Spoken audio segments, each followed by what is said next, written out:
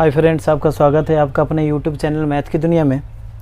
दोस्त, आज हम लोग देखेंगे केमिस्ट्री का फर्स्ट चैप्टर रासायनिक अभिक्रियाएं एवं समीकरण का। ये पार्ट 2 होगा दोस्त। इससे पहले आप देखे होंगे वीडियो, उसमें आपको लास्ट में जो डिफिनेशन देखने को मिला होगा, संतुलित रासायनिक समीकरण और असंतुलित रासायनिक समीकरण। इससे क्या होता है दोस्त, इस प्रकार के समीकरण आपके एग्जाम में देखने को मिलेगा और एग्जामिनर आपसे कहेगा कि निम्नलिखित को संतुलित करें।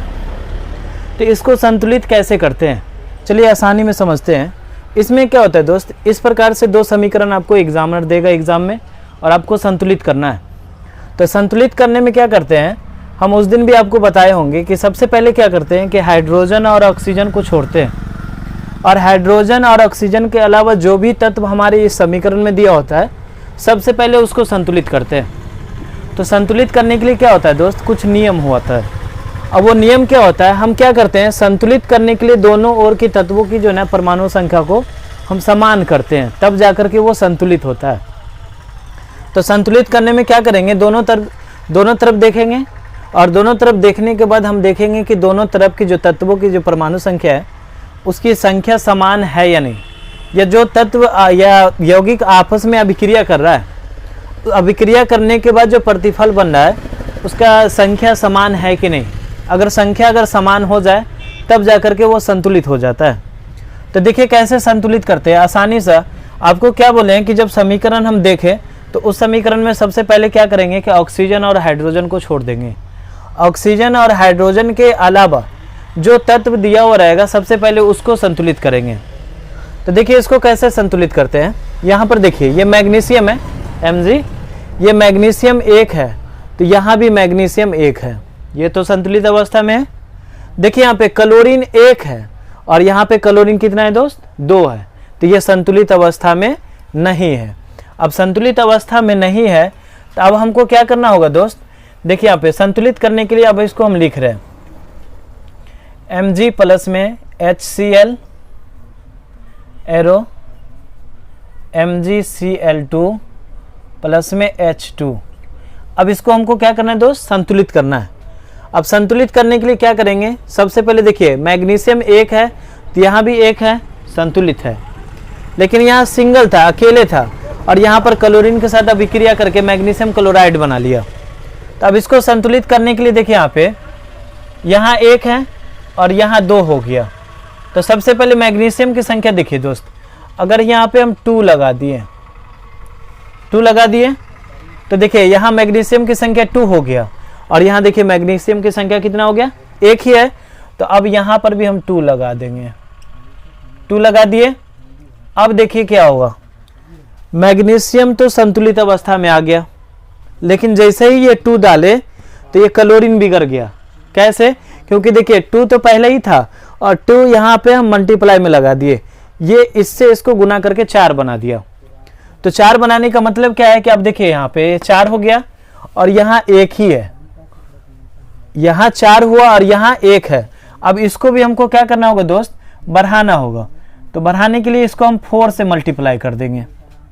अब देखिए 4 यहाँ भी क्लोरीन हो गया, 4 यहाँ भी क्लोरीन हो गया, क्लोरीन भी संतुलित हो गया। मैग्नीशियम को संतुलित करने के लिए 2 यहाँ भी लगाए और यहाँ भी 2 लगाए, मैग्नीशियम संतुलित। फिर देखिए जैसे ही ये 2 यहाँ लगाए तो ये क्लोरीन बिगड़ गया, इसकी संख्या क्या हो गई, बढ़ गई, और यहाँ संख्या कम ही था। तो देखिए 2 दूने यहाँ 4 हो गया और यहाँ 1 ही था, इसलिए हम 4 से इसको मल्टीप्लाई कर दिए। अब देखिए क्लोरीन भी 4 हो गया और यहाँ भी क्लोरीन 4 हो गया। अब बिगड़ गया कौन, अब देखिए हाइड्रोजन। यहाँ पर देखिए हाइड्रोजन की संख्या कितना है, 4 हो गया, और यहाँ हाइड्रोजन की संख्या कितना है, 2 है। तो इसको संतुलित करने के लिए क्या करेंगे दोस्त, यहाँ भी हम 2 लगा देंगे। अब अगर यहाँ 2 लगा दिए तो अब देखिए यहाँ पर क्या हो रहा है, मैग्नीशियम 2 हो गया। क्लोरीन देखिए, क्लोरीन कितना हो गया, 4, यहाँ भी क्लोरीन 4 हो गया। हाइड्रोजन की संख्या कितना हो गया, 4, तो यहाँ भी देखिए हाइड्रोजन की संख्या कितना हो गया, 4 हो गया।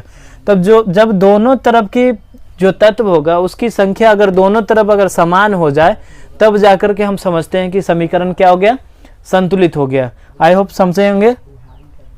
देखिए नेक्स्ट समीकरण को देखते हैं। यहाँ पे आयरन है, ये जल के साथ अभिक्रिया हो रहा है और जैसे ही जल के साथ अभिक्रिया कर रहा है तो यहाँ पर फेरस टेट्रा ऑक्साइड मतलब टेट्रा ऑक्साइड बन गया। और उसके बाद देखिए हाइड्रोजन की जो गैस है वो उसको बाहर निकाल रहा है, अलग कर दिया।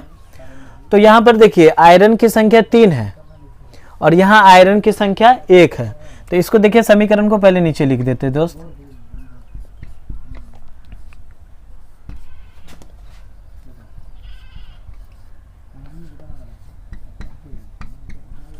यहाँ लिख दिए। अब देखिए यहाँ पे आयरन की संख्या कितना है, 3 है और यहाँ आयरन की संख्या कितना है, 1 है। तो इसको हमको 3 बनाना होगा। 3 बना दिए।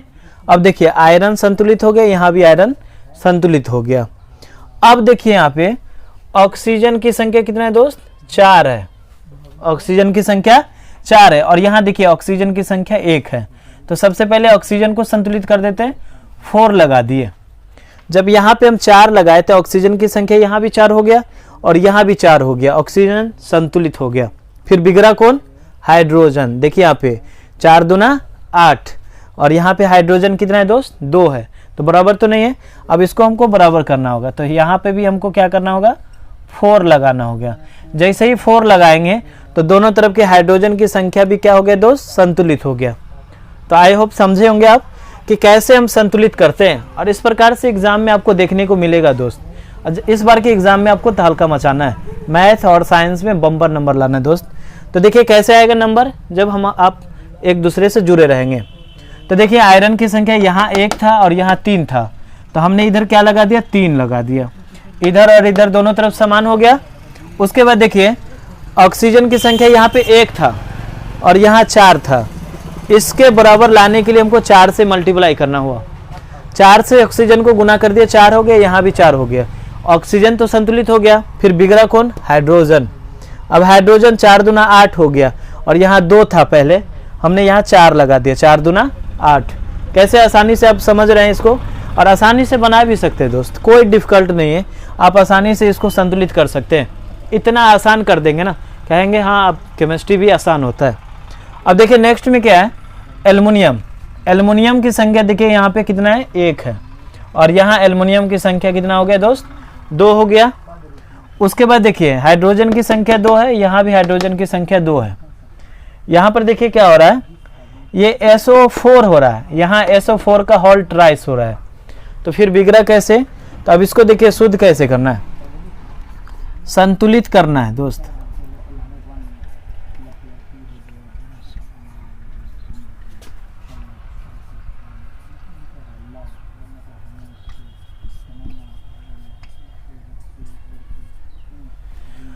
अब इसको संतुलित करना है। देखिए एल्युमिनियम की संख्या कितना है दोस्त, 2 है और यहाँ 1 है। चलिए इसमें हम 2 लगा देते हैं, 2 लगा दिए। तो अब क्या हो गया कि एल्युमिनियम की संख्या 2 हो गई यहाँ और एल्युमिनियम की संख्या भी 2 हो गया।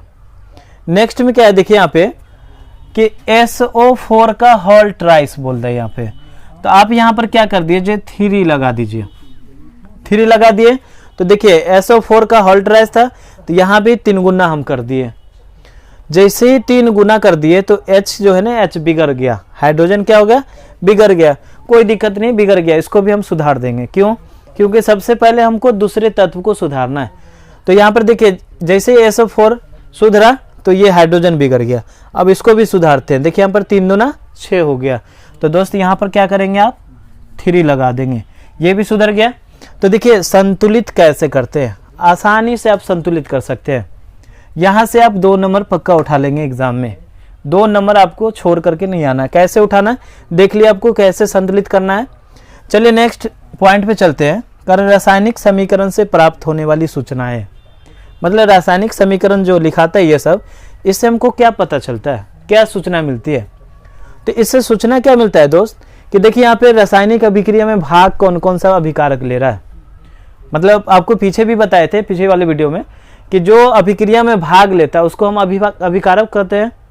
अब इस अभिकारक में देखिए ये दोनों आपस में भाग ले रहा है, तो इसकी जानकारी दे रहा है। और अभिक्रिया के फलस्वरूप बन क्या रहा है, जो प्रतिफल बन रहा है उसकी भी जानकारी हमको देता है। उसके बाद देखिए नेक्स्ट में क्या जानकारी हमको देता है दोस्त, कि ये अभिक्रिया में जो भाग लेता है उसका तत्व, मतलब क्या है कि वो कौन से अवस्था में, उसकी भी जानकारी देता है।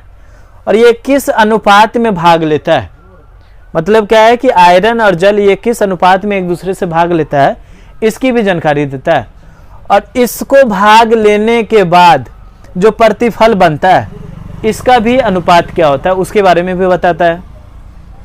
फिर देखिए अगला जानकारी क्या देता है दोस्त, कि ये कितनी मात्रा में भाग लिया और ये कितना मात्रा में भाग लिया है। इन दोनों के मात्राओं को भाग लेने के बाद जो प्रतिफल बना वो किस अनुपात में बना या कितने मात्रा में बना, इसकी भी जानकारी देता है। उसके बाद देखिए कि अभिक्रिया जो घटित हुआ वो किस प्रकार से घटित हुआ उसके बारे में भी जानकारी देता है। तो दोस्तों आप रासायनिक समीकरण से प्राप्त होने वाली सूचनाओं को आसानी से समझ सकते हैं कि इसमें किसी भी तत्व के संकेत का प्रयोग करें और वो किस अनुपात में भाग लिया, प्रतिफल किस अनुपात में बना, इसकी जानकारी ये देता है रासायनिक समीकरण। अब देखिए रासायनिक समीकरण के उपयोग से लाभ। अब इसको जो हम उपयोग करते हैं, रासायनिक समीकरण को उपयोग करते हैं, तो इससे लाभ क्या होता है। तो लाभ क्या होता है दोस्त, कि जैसे हम देखिए यहाँ पे ये भाषा अगर लिखते हैं कि किसी भी रासायनिक अभिक्रिया में आयरन और जल आपस में भाग लेता है, तो भाग लेने के बाद ये प्रतिफल तैयार होता है, तो हिंदी लिखना होता है, तो वहाँ पर क्या होता है कि समय ज़्यादा जाता। और रासायनिक समीकरण क्या होता है, लिखने के बाद हमको समय की भी बचत होती है और कॉपी के जो पन्ना उसकी भी बचत होती है। तो पहला लाभ क्या हो गया, ये समय को बचाता है। नेक्स्ट में क्या हो गया दोस्त, इसमें जो भाग लेता है अभिकारक उसके संकेत और सूत्रों के बारे में बताता है कि जो भाग ले रहा है तत्व उसका संकेत क्या होता है या सूत्र क्या होता है, ये भी उससे लाभ हो गया। और तीसरा लाभ क्या है दोस्त, कि जैसे हम लोग इंडिया में पढ़ रहे हैं तो केमिस्ट्री अगर यहाँ पे पढ़ रहे हैं तो जिस तत्व को जिस नाम से हम यहाँ जान रहे हैं इंडिया में, उसी नाम से हम अदर कंट्री में भी जानेंगे, ये भी एक लाभ हो गया। क्यों, क्योंकि हमारा वहाँ पे प्रॉब्लम सिर्फ लैंग्वेज हो सकता है। हम लोग यहाँ हिंदी में बात करते हैं, हिंदी में पढ़ते हैं, अदर कंट्री में जाएंगे वहाँ इंग्लिश लैंग्वेज हो सकता है या वहाँ का अपना भाषा हो सकता है, वो हमको प्रॉब्लम क्रिएट कर सकता है। लेकिन ये हमारा जो तत्व का जो संकेत होता है वो हमें प्रॉब्लम नहीं डालेगा, या सूत्र जो होता है वो हमें प्रॉब्लम नहीं डालेगा। तो ये भी एक लाभ हो गया। अब दोस्त नेक्स्ट पॉइंट में देखते हैं संयोजन या संश्लेषण अभिक्रिया। संयोजन भाषा को आप सिर्फ पकड़ेंगे, सिर्फ समझना है दोस्त, रटने की तो यहाँ चक्कर है ही नहीं। अगर रटेंगे तो फिर क्या होगा, एग्जाम में जाते जाते आप भूल जाएंगे और सही से आप जवाब भी नहीं दे पाएंगे और वहाँ पे आप नंबर अच्छा गेन नहीं कर पाएंगे। तो इसलिए हम आपको क्या बताए दोस्त, सिर्फ समझना है, यहाँ रटने वाली कोई चीज़ नहीं। इस प्लेटफॉर्म पे आपको समझाया जाता है और आपको समझ करके जाना है एग्जाम में। अगर रट करके गए तो फिर दिक्कत है, फिर वहाँ आप अच्छा नहीं कर पाएंगे। तो संयोजन का मतलब होता है दोस्त जुड़ना। संयोजन का मतलब क्या होता है, जुड़ना। या संश्लेषण का मतलब होता है इकट्ठा होना। तो आप इसको डिफिनेशन में कैसे देंगे, वैसा रासायनिक अभिक्रिया जिसमें एक या एक से अधिक या दो या दो से अधिक तत्व आपस में अभिक्रिया करके, देखिए यहाँ पे संयोजन हो रहा है। आपको ध्यान क्या रखना है दोस्त, संयोजन। और संयोजन में क्या होता है दोस्त, इकट्ठा होता है। तो संयोजन का मतलब क्या होता है, रासायनिक अभिक्रिया में भाग लेने वाले तत्वों या यौगिकों को आपस में अभिक्रिया करना है। तो यहाँ पर आपको डिफिनेशन कैसे देना है, यहाँ पर देखिए संयोजन या संश्लेषण उस अभिक्रिया को कहते हैं जिसमें दो या दो से अधिक या एक से अधिक पदार्थ आपस में अभिक्रिया करती है और अभिक्रिया करने के बाद भिन्न गुण वाले पदार्थ का निर्माण करती है। तो जैसे यहाँ पर देखिए कार्बन और ऑक्सीजन आपस में अभिक्रिया कर रहा है दोस्त। यहाँ पर देख रहे हैं कार्बन जो है वो ऑक्सीजन के साथ क्या करा, अभिक्रिया करा। तो अभिक्रिया करने के फलस्वरूप कार्बन डाइऑक्साइड बनेगा। यहाँ पर देखिए क्या हो रहा है, संयोग हो रहा है, जुड़ रहा है। तो आपको डिफिनेशन को माइंड में सेट करना है कि संयोजन या संश्लेषण उस अभिक्रिया को कहते हैं जिसमें एक या एक से अधिक या दो से अधिक पदार्थ आपस में अभिक्रिया करके भिन्न गुण वाले नए पदार्थ का निर्माण करते हैं। गुण तो अलग होगा ही, लेकिन उसका गुण भी क्या होगा, भिन्न होगा, अलग होगा। अब देखिए वियोजन बोल रहा है, यहाँ पर क्या कह रहा है, वियोजन या अपघटन मतलब टूटना। वियोजन या अपघटन का मतलब क्या हुआ दोस्त, टूटना। तो अब इसको डिफिनेशन कैसे देंगे, वैसा रासायनिक अभिक्रिया जिसमें एक बड़े पदार्थ या एक पदार्थ टूटकर दो अलग अलग या दो भिन्न भिन्न पदार्थ का निर्माण करती है। उसमें क्या होता है, भिन्न भिन्न का मतलब क्या हो गया दोस्त, जो पदार्थ टूट रहा है उसका गुण और टूटने के बाद जो नए पदार्थ का निर्माण हो रहा है उसका गुण, दोनों क्या होगा, अलग अलग होगा, भिन्न भिन्न होगा। तो उसको कैसे एग्जाम्पल में समझेंगे दोस्त, CaCO3 कैल्शियम कार्बोनेट। दोस्त यहाँ पर क्या है, कैल्शियम कार्बोनेट। इसको हम चूना का सूत्र भी कहते हैं, चूना का रासायनिक सूत्र भी कैल्शियम कार्बोनेट में ऐसे ही लिखा जाता है, CaCO3। अब इसको कैसे देखेंगे दोस्त, अब देखिए आप है CaO कर दिए और उसके बाद देखिए CO2। अब इसका मतलब क्या हुआ, देखिए दोस्त, कैल्शियम कार्बोनेट एक साथ में था, ये टूटा और टूटा उसके बाद देखिए दो पदार्थ का या दो तत्व का निर्माण किया, तो इसका गुण और इसका गुण क्या होगा, भिन्न होगा, अलग अलग होगा। क्यों, क्योंकि यहाँ पर देखिए ये ठोस के रूप में था, यहाँ पे क्या था, कैल्शियम कार्बोनेट जो होता है वो ठोस के रूप में रहता है दोस्त, और जब ये टूटा तो देखिए गैस के रूप में आ गया। कैसे, कैल्शियम मोनोऑक्साइड। इसको क्या कहेंगे दोस्त, कैल्शियम मोनोऑक्साइड, और इसको बोलेंगे कार्बन डाइऑक्साइड। तो आई होप आप इस क्लास को अच्छे से समझे होंगे दोस्त। तो इस वीडियो को अपने दोस्तों के साथ शेयर कर दें, अगर आपको अच्छा लगे तो लाइक भी कर दें। चलिए दोस्त, आते हैं नेक्स्ट वीडियो में।